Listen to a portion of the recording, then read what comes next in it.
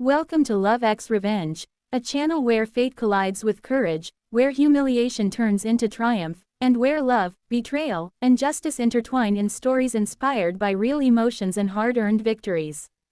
Here, underestimated souls rise, and revenge often arrives in the most unexpected way.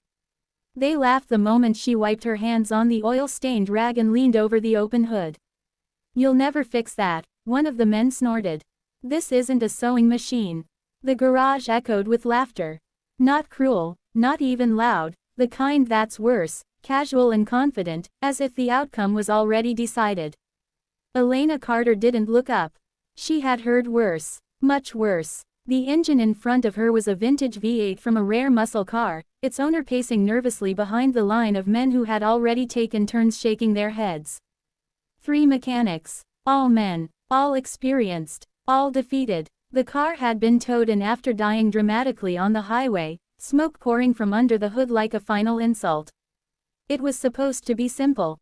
It wasn't. "You sure you want her touching it?" Another man muttered to the owner. "We've been doing this for 20 years.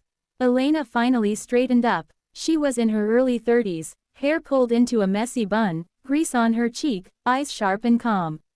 She didn't argue. She didn't defend herself. She simply said, "Give me 40 minutes. More laughter. The owner hesitated, then shrugged.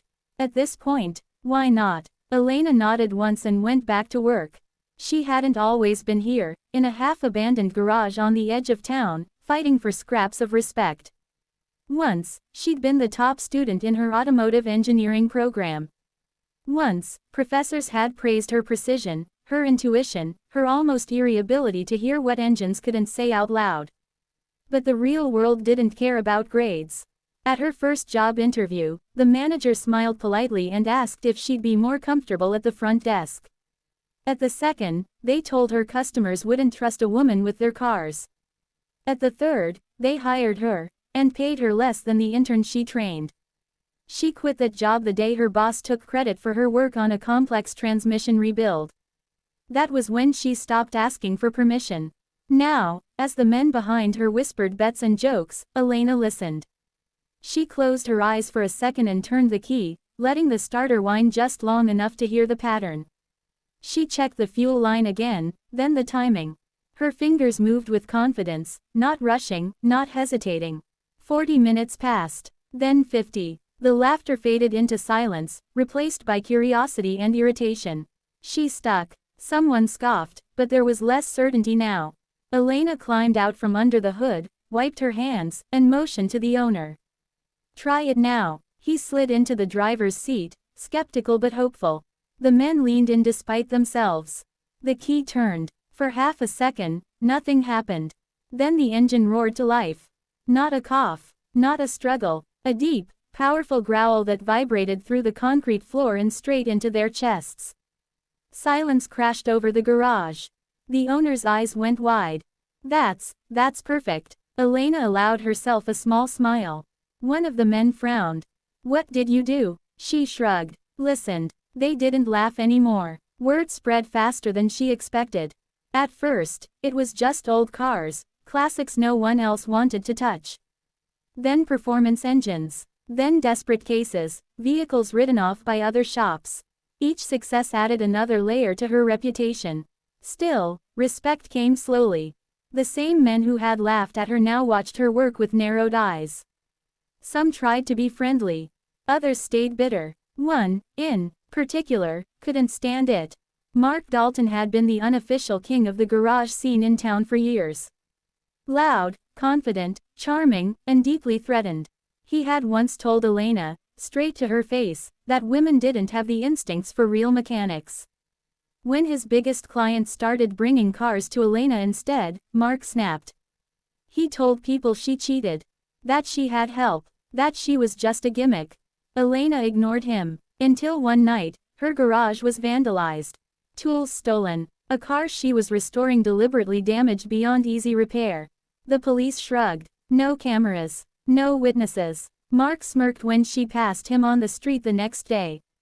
Something hardened in her then. Not anger. Resolve. She worked day and night, rebuilding what was broken, upgrading her space, documenting everything. She started posting videos, not flashy, not dramatic. Just clear, precise explanations of what she did and why. Her calm voice, her skill, her refusal to play the victim drew people in. The videos went viral. Comments flooded in from all over the world. Mechanics praising her technique. Young women thanking her for showing what was possible. Even seasoned professionals admitting they'd learned something new. Then came the invitation. An international automotive competition. Live audience. Live broadcast. The final challenge. Fix a deliberately sabotaged engine under time pressure. Mark was invited too. Backstage, he laughed when he saw her. Hope you brought help. Elena met his eyes. I brought experience. The challenge began. Cameras rolled as contestants tore into the engine. Mark rushed, confident, dramatic. Elena moved steadily, blocking out the noise, the lights, the weight of expectation. Halfway through, Mark cursed. Something wasn't lining up. Elena smiled to herself. She had noticed that flaw within seconds. When time was called, Mark's engine sputtered and died. Elena turned the key. The motor roared. The crowd erupted. For the first time, Mark had nothing to say. The judges didn't hesitate. Elena won. After the show, sponsors approached her. Offers poured in. Training programs. Partnerships. Her name became synonymous with precision and trust.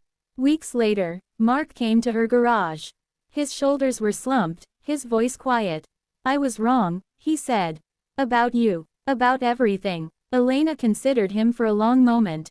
I don't need your apology, she said finally. I needed you to stop laughing.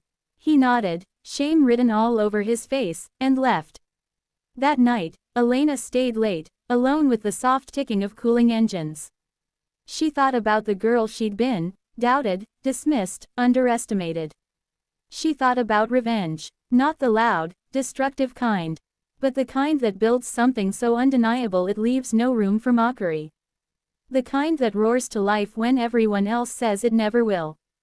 And as she turned off the lights and locked the garage, she smiled, knowing this was only the beginning.